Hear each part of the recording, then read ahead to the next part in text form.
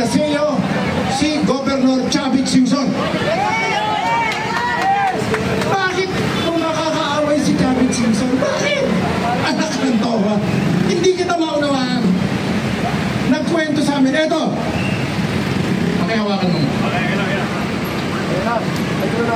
Eto ang libro binigay ni Chavit Singson. Kunan mo. Mr. President, baka sabihin mo, ni-steer kita. Eto sana nakikinig, nanonood, at mapapanood later on to ni Governor Chavit. Ayan, may pirma niya, may dedication niya. Nakipag-usap ako, may ilang kasama ako kay Governor Chavit na poging-pogi pa rin, naka-long sleeves ng sariwan-sariwa. Nakipag-usap ko sa kanya.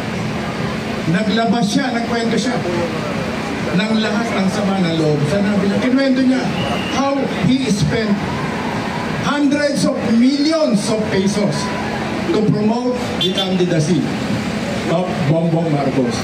Na initially, nagsimula siya. Nakiusap sa kanya. Ayan, nakikinig si Senator Amy Marcos. Senator Amy, magsalita ka. Lumapit kayo kay Governor Chavit. Humingi kayo ng tulong. Tulungan mo kami. At sinabi niya, kaibigan mo, sasabihin ko sa iyo, hindi ka siguro magiging Pangulo kung hindi tumulong si Chavit Singson. Pero bakit galit na galit sa iyo? Then somebody doon sa grupo, tinanong siya, Governor, ano po gusto mangyari ngayon?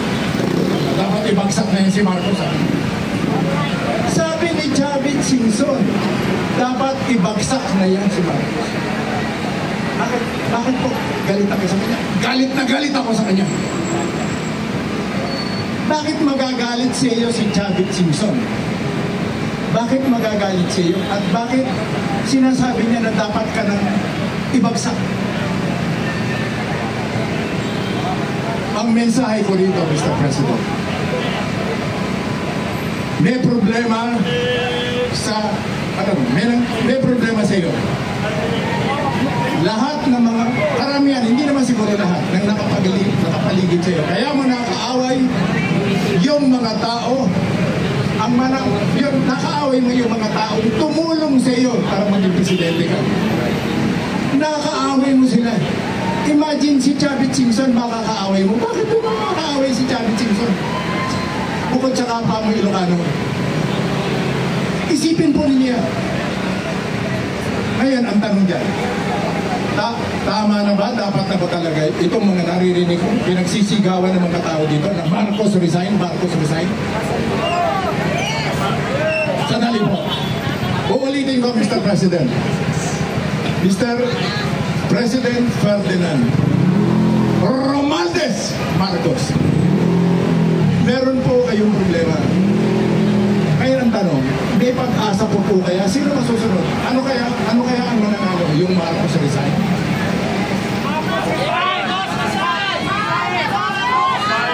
Mr. President, may formula. I don't know, I'm not asking the people here to agree with me, to agree or disagree with me. Gusto ko po kayong tulungan. Sasabihin ko sa inyo, kung ako po ang masusunod, gusto ko matapos ninyo ang term ninyo sa kondisyon na kailangan nakakaalam. Mr. President, makipagbati kayo sa kaaway ninyo bago kayo makipagbati sa sambayanan. Bago kayo makipagbati sa sambayanan. Tama yun. Mr. President, makinig po kayo ha. Makinig po kayo. Ako ay isang ordinaryong mamamayan. Pero yung kausap ko kahapon, hindi pangkaraniwang, hindi ordinaryong mamamayan. Si Governor Chavit Singson. Nagalit na sa iyo at gusto niya either mag-resign ka na or bumagsak ka na. Ano po ibig sabihin niya? Mr. President, kung gusto po ninyo tapusin ang term ninyo, maliban po sa iayos nyo ang sistema ng panunutulan o pamamahala, balikan ninyo, makipagbati kayo sa mga taong nagalit sa inyo na kaawin. Team Pag-asa, kailangan batiin ninyo. Makipagbati kayo, makipagkasundo ninyo. Kausapin niyo si Vice President Sara Duterte. Mr. President, ako po, Mr. President, makinig po kayo sa akin. Makinig po kayo. Mas matanda ako sa iyo. 16 years old pa, Mr. President. Makinig po kayo. When I was 16, 17 years old, minumura ko na yung tatay niyo.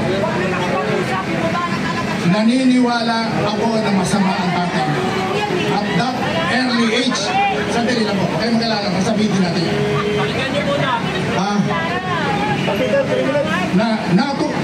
Natuto po ako sa pamamagitan ng Communist Party of the Philippines. Natuto ako na magalit sa tatay. Especially nung kami, alam ko, ang nag-idya ng Granada sa Plaza Miranda para lalong magalit ang mga tao. Subalit ngayon, inuulit ka, Mr. President.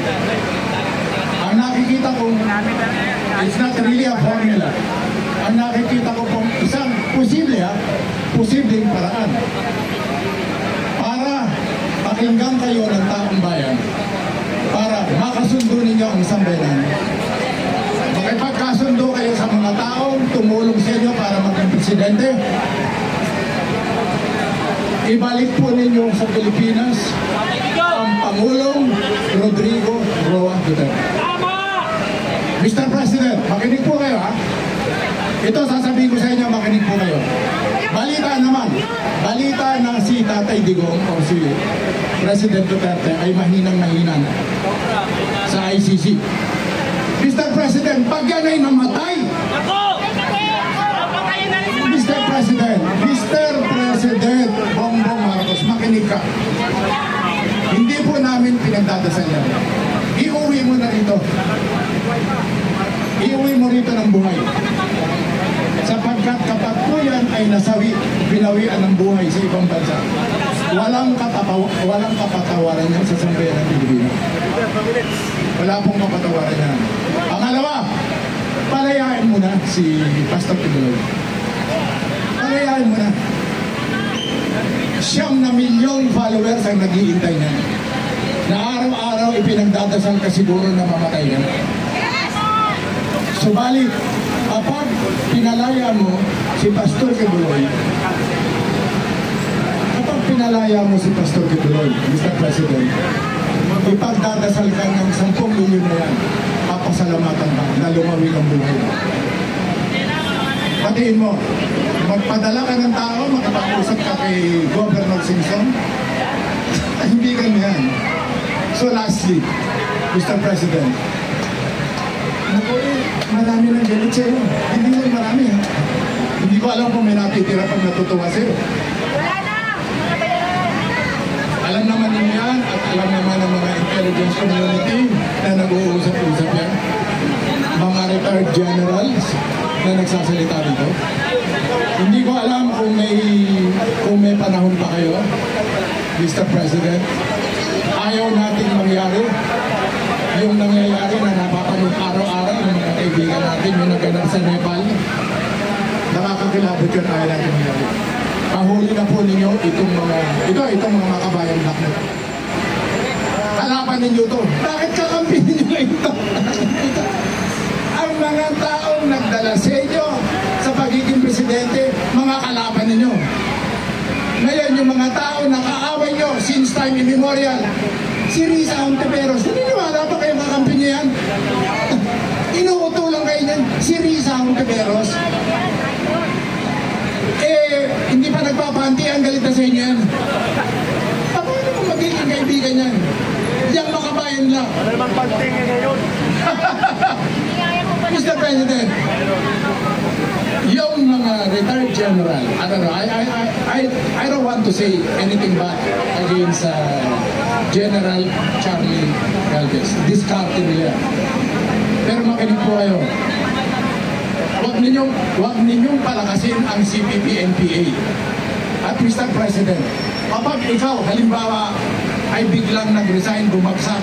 Ipagmamalaki ng mga komunista na sila ang nagbagsak sa iyo.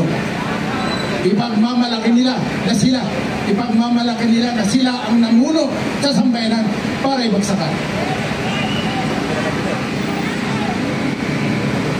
Maraming salamat po at magandang hapon sa inyo.